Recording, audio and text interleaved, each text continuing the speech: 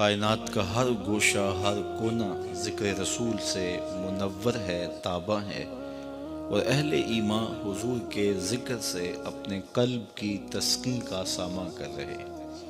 اور سچی بات یہ ہے کہ حضور کا ذکر سن کر جس شخص کے کلیجے میں ٹھنڈ نہیں پڑتی، اس کے سینے میں دھڑکنے والا دل کسی مومن کا دل ہی نہیں ہے۔ یہ ہو ہی نہیں سکتا کہ حضور کا ذکر ہو اور قلب قرار نہ محسوس کریں۔ میں یہ بات کہا کرتا ہوں کہ جب یہ موسم شروع ہوتا ہے تو اس شاخ کے اپنے رنگ ہیں، حضور کے ذکر اور حضور کے ساتھ محبت کے اظہار کے، لیکن دوسری جانب سے یہ آواز بھی آتی ہے کہ یہ سب کچھ کہاں لکھا ہے۔ تو مجھے حیرت ہوتی ہے کہ کیا حضور کے ذکر کے لیے بھی دلیل چاہیے؟ کبھی یہ دور بھی آنا تھا کہ امتی کو حضور کے ذکر کے لیے بھی دلائل چاہیے ہونے تھے۔ کیا کبھی ایسا ہوا ہے کہ پھولوں کا تذکرہ چھڑا ہو اور بلبل کہے کہاں لکھا ہے؟ بات شمع کی ہو رہی اور پروانہ دلیلیں ڈھونڈ رہا ہو، اور یہ بھی ممکن نہیں کہ بات سرکار مدینہ کی ہو رہی ہو اور امتی کو کسی دلیل کی ضرورت ہو۔ محب کے لیے اس سے بڑا سرمایہ ہی کوئی نہیں، کوئی اس کے محبوب کا ذکر چھیڑ دے، اور یقیناً ان کا ذکر ہمارے لیے ایک بہت بڑی دولت ہے۔ چلو تمہیں لیے چلتا ہوں دور رسالت مآب صلی اللہ علیہ وسلم میں۔ مسجد نبوی کا صحن ہے اور صحابہ جلوہ فراز ہیں، آپس میں گفتگو ہو رہی ہے تو حضور تشریف لے آئے۔ صحابہ کو دیکھا تو کہا ما اجلسکم، صحابہ کیوں بیٹھے ہو؟ تمہیں کس چیز نے بٹھایا ہے؟ تمہارے جلسے کا مقصود کیا ہے؟ ما اجلسکم، وہ کون سی شے ہے جس نے تمہیں یہاں بٹھایا ہے؟ آپ سے بھی کوئی پوچھ سکتا ہے نا کہ رات تو بھیگ گئی ہے اور آپ ابھی تک یہاں بیٹھے ہیں، تو کیا وجہ ہے؟ تو اس کو کوئی جواب تو دیں گے آپ۔ تو صحابہ سے حضور نے پوچھا ما اجلسکم، یہاں کیوں بیٹھے ہو؟ تو سنو انہوں نے کیا جواب دیا۔ کہا جلسنا نذکر اللہ و نحمدہ علی ما ہدانا للاسلام و من علینا بک، ہمارے بیٹھنے کا مقصود یہ ہے کہ اللہ نے آپ کی صورت میں ہمارے اوپر جو انعام کیا ہے اس پر رب کا شکر ادا کر رہے ہیں۔ یہ کرم نوازی ہوئی کہ آپ مل گئے۔ حضرت حسان بن ثابت رضی اللہ تعالی عنہ کا لہجہ سننا چاہو تو وہ کہا کرتے تھے من علینا ربنا ام بعث فینا محمدا صلی اللہ علیہ وسلم، اللہ نے ہمارے اوپر احسان کیا ہے کہ ہمیں حضور عطا کر دیا۔ شاید اسی کا ترجمہ کسی نے کیا فضل رب العلا، اور کیا چاہیے، مل گئے مصطفیٰ، اور کیا چاہیے۔ تو کہا حضور ہم اس لیے بیٹھے ہیں کہ آپ کی صورت میں جو انعام ہوا ہے اس پر رب کا شکریہ ادا کر رہے ہیں۔ بات تو سادہ سی تھی، لیکن حضور نے فرمایا کیا تم اس بات پہ قسم دے سکتے ہو کہ اسی لیے بیٹھے ہو؟ تو صحابہ حیرت زدہ تو ہوئے، لیکن برجستہ عرض کی حضور ہم قسم دیتے ہیں کہ ہمارے بیٹھنے کا کوئی اور مقصد نہیں تھا، ہم اسی لیے بیٹھے ہیں۔ تو باقاعدہ صحابہ نے قسم دی، حضور نے ان سے قسم لی۔ جب قسم دے چکے صحابہ تو پھر حضور نے فرمایا کہ میں تم سے جو قسم لی ہے یہ کسی تہمت کی بنیاد پر نہیں لی، تمہارے قول کی صداقت میں کوئی شک نہیں تھا کہ میں نے قسم سے تصدیق چاہیے، بلکہ ماجرا کچھ اور تھا، اور وہ یہ کہ تم یہاں بیٹھے تھے، میں حجرے میں تھا، اتانی جبریل علیہ السلام، تو میرے پاس جبریل امین آئے اور انہوں نے مجھے آ کے کہا ہے محبوب ذرا باہر تو نکل کے دیکھو، صحابہ تمہارے اس عمل پر اللہ فرشتوں میں فخر کر رہا ہے، ان اللہ یباہی بکم الملائکہ، تمہارے اس عمل پر اللہ فرشتوں میں ناز کر رہا ہے، تو اس لیے میں نے تم سے قسم لی ہے۔ قسم بعض اوقات واقعہ کی اہمیت کو اجاگر کرنے کے لیے لی جاتی ہے۔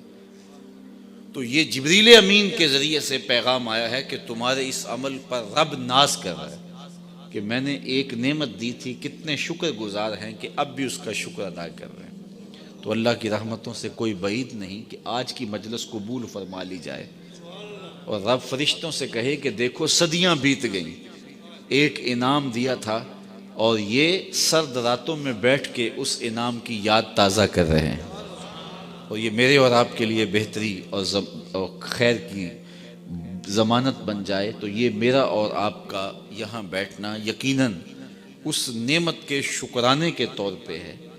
سچی بات یہ ہے کہ حضور نہ ملتے، تشریف فرما نہ ہوتے، خدا شناسی تو بہت بڑی دولت ہے، ہمیں خود شناسی کا نور بھی نہ ملتا، ہمیں اپنی ذات سے آگہی بھی نہ ملتی اگر حضور تشریف نہ لاتے، خود ہی کا تعقل بھی نہ ملتا، ہم کون ہیں، ہماری شخصیت کیا ہے، ہمارے آنے کا مقصد اور مدعا کیا ہے، یہ بھی سمجھ نہ آتی اگر حضور نہ آتے۔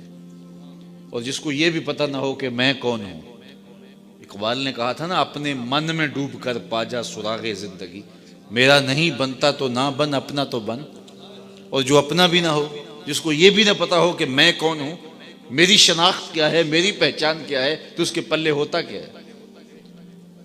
اب اس انسان کی رسوائی دیکھیے کہ اس کی تقدس مآب پیشانی بتوں کے چرنوں میں جھکتی رہی ہے۔ یہ اشرف المخلوقات ہو کے وَلَقَدْ كَرَّمْنَا بنی آدم کا تاج اس کے سر پہ ہے، لیکن پتھر کی مورتیوں کے آگے سجدہ ریز ہوتا رہا ہے۔ انسان کی تاریخ اتنی شرمناک ہے اور اتنی دردناک ہے کہ اس نے درختوں کو، اجرام فلکیہ کو، نباتات کو، بہائم کو، چوپایوں کو، حشرات الارض کو، سانپوں اور بچھوؤں کو، حتیٰ کہ مچھلی پکڑنے کے لیے کانٹے کے ساتھ جو کیچوا لگایا جاتا ہے اس کو بھی اپنا معبود سمجھا ہے۔ اپنے ہاتھوں کے تراشیدہ پتھر، مٹی اور لکڑ کے صنم اور وثن اس کے معبود رہے ہیں، اور اسے پتہ ہی نہیں تھا کہ یہ چیزیں میری خدمت، ضرورت اور نوکری کے لیے بنائی گئی۔ یہ درخت اس لیے بنائے گئے تھے نا کہ اس کو چھاؤں دیں، اس کے ایندھن کے کام آئیں، اس کو آکسیجن فراہم کریں، اس کو پھل دیں، لیکن یہ ان کو اپنا معبود سمجھ رہا ہے۔ یہ جانور اس کی سواری کے لیے، اس کی بار برداری کے لیے، اس کی غذائی ضروریات کے لیے پیدا کیے گئے ہیں، یہ ان کو اپنا معبود سمجھ رہے ہیں۔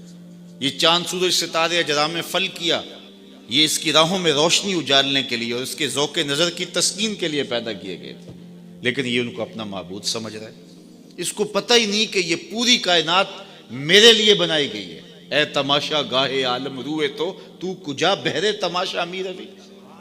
تو یہ جو چیزیں اس کے لیے بنائی گئی ہو، والذی خالق لکم ما فی الارض جمیعا، سب کچھ انسان کے لیے بنایا گیا، لیکن یہ ان کو اپنا معبود سمجھ رہا ہے۔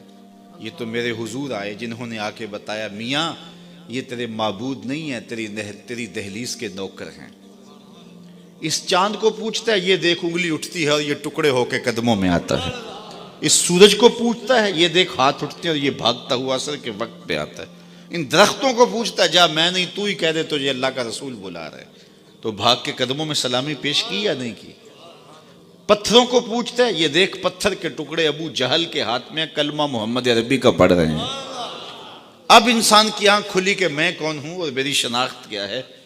اب اس کا لہجہ تبدیل ہو گیا، فرشتہ کہنے سے میری توقیر گھٹتی ہے، میں مسجود ملائک ہوں، مجھے انسان رہنے دو۔ یہ کہاں لڑک گیا تھا، اور اب اس کی غیرت دیکھیے، اور اب اس کا بانکپن دیکھیے۔ اسے اب اپنی ذات سے آگہی ہوئی کہ میں کون ہوں۔ کانپتا ہے دل تیرا اندیشہ طوفان سے کیا، نا خدا تو، بحر تو، کشتی بھی تو، ساحل بھی تو، دیکھ آ کر کوچائے چاکے گرے با میں کبھی، کیس تو، لیلا بھی تو، صحرا بھی تو، محمل بھی تو، آہ کس کی جستجو آوارہ رکھتی ہے تجھے، راہ تو، رہرو بھی تو، رہبر بھی تو، منزل بھی تو، دیکھ آ کر کوچائے چاکے گرے با میں کبھی، کیس تو، لیلا بھی تو، صحرا بھی تو، محمل بھی تو، وائے ناکامی کہ تو محتاج ساکی ہو گیا، میں بھی تو، مینا بھی تو، مستی بھی تو، حاصل بھی تو، بے خبر تو جوہر آئینہ ایام ہے، تو زمانے میں خدا کا آخری پیغام ہے۔ اسے اب پتہ چلا میں خلیفۃ اللہ ہوں، میں دھرتی کا جھومر ہوں، میرے دم سے کائنات کے رنگ ہیں، اور اسے اپنی ذات سے آگہی نصیب ہوئی۔ اور جو آج بھی میرے حضور کی چوکھٹ پہ نہیں گیا، آج بھی اندھیروں میں بھٹک رہا ہے، آج بھی ظلمتوں میں دھکے کھا رہا ہے۔ PhD ڈاکٹر ہے، لیکن بت کے آگے ہاتھ جوڑے کھڑا ہے۔ علم کی اتھارٹی ہے، اسے سمجھ نہیں آتی کہ اپنے بدن پہ بیٹھی مکھی تو اڑا نہ سکے، میری ضروریات کا کفیل کیسے ہو سکتا ہے، لیکن ہاتھ جوڑے کھڑا ہے۔ دوسری جانب MBBS ڈاکٹر ہے اور گائے کے پیشاب کو تبرک سمجھ رہا ہے۔ اس کی طب نے اسے نہیں بتایا کہ اس میں کتنا تعفن ہے،